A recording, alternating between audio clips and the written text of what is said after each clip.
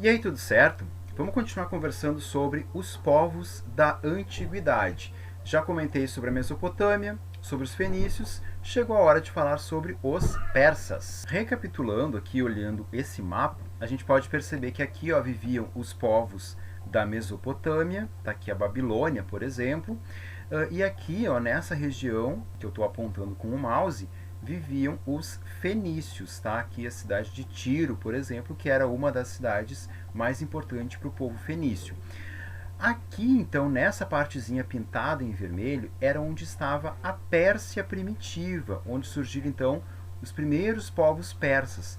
Eles eram diversos povos nômades que vieram de várias regiões e que acabaram se concentrando aqui nessa área, nas margens do Golfo Pérsico, essa porção de água que avança para dentro do continente. Esses povos começaram a se fixar aqui mais ou menos 1200 anos antes de Cristo. Eles tinham como os vizinhos os Medos, que eram o povo que vivia aqui nessa região chamada Média. Só que daí no ano 550 antes de Cristo, o príncipe Ciro vai dar início a uma rebelião, que vai ser uma rebelião vitoriosa, e a partir dali ele vai começar a unificar esses povos da Pérsia, vai torná-los um grande povo, e esse grande povo vai sair conquistando outros territórios.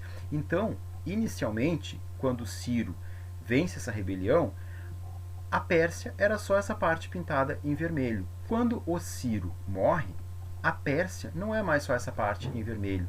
Ela é toda essa parte em vermelho e toda essa parte em amarelo, que foi a parte conquistada pelo Ciro. Não é à toa que ele passou a ser chamado de Ciro o Grande, porque olha o tamanho que era a Pérsia antes e olha o tamanho que vira a Pérsia após o seu governo. Ele passa a ocupar, a dominar, inclusive, áreas da Mesopotâmia. Aquele povo que eu já comentei em outro vídeo, que vai aparecer aqui em cima, eles passaram a ser dominados, então, pelos persas. Após a morte do Ciro, assume o Cambises. O Cambises vai dar continuidade a essa conquista de diversos povos. A parte dele é pintadinha em azul.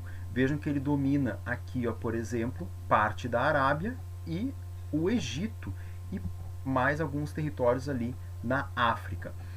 Depois assume o Dario I, que é o neto então do Ciro, e o Dario conquista mais algumas regiões que são essas pintadinhas aqui em roxo, tá?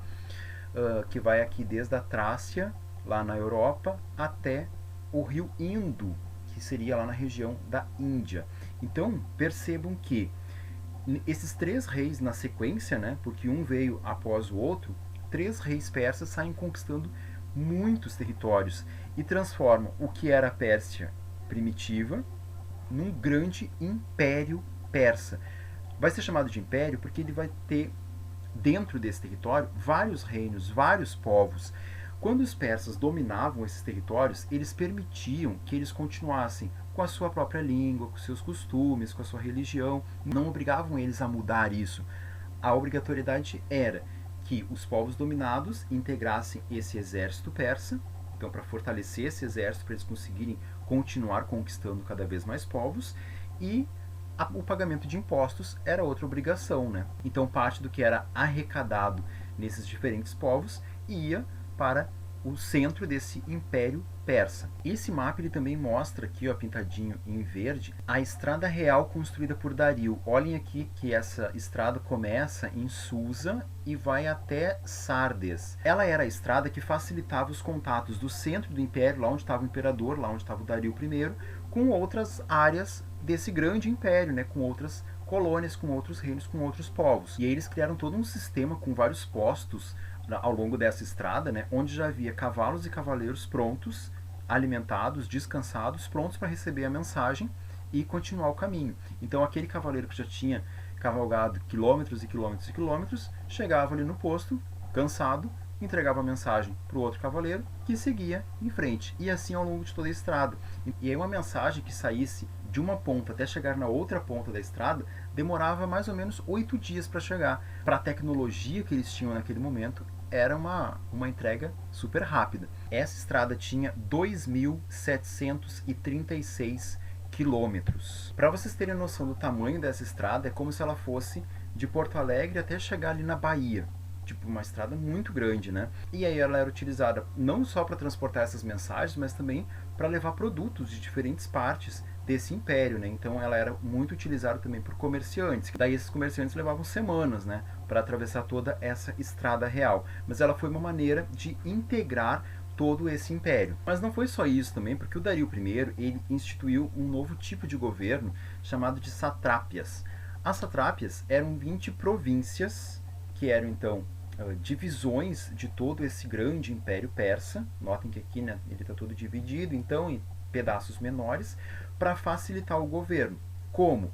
Cada uma dessas regiões, cada uma dessas províncias, cada uma dessas satrápias, ela era governada por um funcionário, um sátrapa, que era indicado pelo rei. Então era uma maneira do Dario I ter pessoas de confiança dele, que aí seriam os olhos e os ouvidos do rei, aquele que estaria em diferentes partes do império, obedecendo às ordens do Dario, cuidando da arrecadação de impostos, cuidando para que não houvesse guerras internas, cuidando para que ninguém atacasse aquele povo, e ao mesmo tempo, então, mantendo, né, a unidade de todo esse império. Além disso, para não haver maiores problemas, né, de negociação em todo esse território, ele unificou o sistema de medidas e pesos. Então, em todo o território tinha uma mesma unidade de medida para todos os produtos e tinha uma mesma moeda. E aí o fato de ter uma única moeda facilitava, né, o comércio, porque antes, quando não havia essa unificação, em cada parte desse império havia uma moeda diferente, havia um dinheiro diferente a ser utilizado,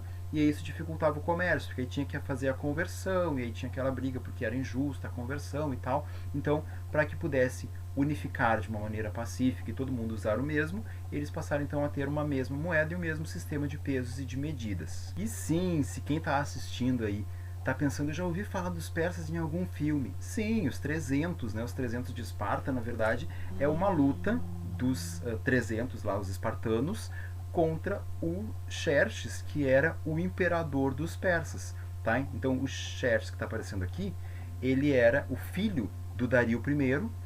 Ele vai manter então essa unidade do império, ele vai ser o imperador no poder, então na época em que vai ocorrer essa guerra, onde nesse filme aparece o Leônidas, né? Esse aqui que fala aquela frase lá de um pouco mais, que virou meme nas redes sociais. E esse filme comenta uma das guerras que os persas participaram, que foi essa guerra então que inicialmente foi vencida pelos persas, mas que depois os espartanos vencem e acabam reconquistando parte do seu território. E vão dar início a um momento de derrocada, de decadência do Império dos Persas. E a religião persa, ela foi importante porque ela deu origem a algumas outras religiões monoteístas, né, que passaram a acreditar num único Deus. Essa religião, ela não era nem politeísta nem monoteísta, ou seja, ela nem acreditava em muitos deuses, nem acreditava num Deus só. A gente diz que ela era uma religião dualista, porque ela tinha a ideia de bem e mal. Aqui a gente tem o Zoroastro ou Zaratrusta, que é o cara que fundou então essa religião, aqui o símbolo, né, que representa o zoroastrismo, essa religião que era a religião típica então dos persas, e aí eles tinham duas divindades, né? A divindade do bem, que era o Ahura Mazda, e o que representava as trevas, que era o Arimã. Então, para essa religião, o universo ele era o palco da luta do bem contra o mal, das coisas boas criadas por Ahura Mazda contra a treva, a destruição, o caos trazido por Arimã. E essa ideia de bem e mal, que vai pautar várias outras crenças, né, surge então a partir do zoroastrismo. No zoroastrismo eles também acreditavam que haveria um julgamento lá no fim dos tempos, onde dali sairia a vida eterna para os justos, aqueles que tivessem seguido Ahura Mazda e não Arimã. Fiz aqui um resumão dos persas, espero que tenha sido possível entender um pouquinho. Se ficou com dúvidas, deixa aqui nos comentários e a gente se vê então no próximo vídeo. Até lá!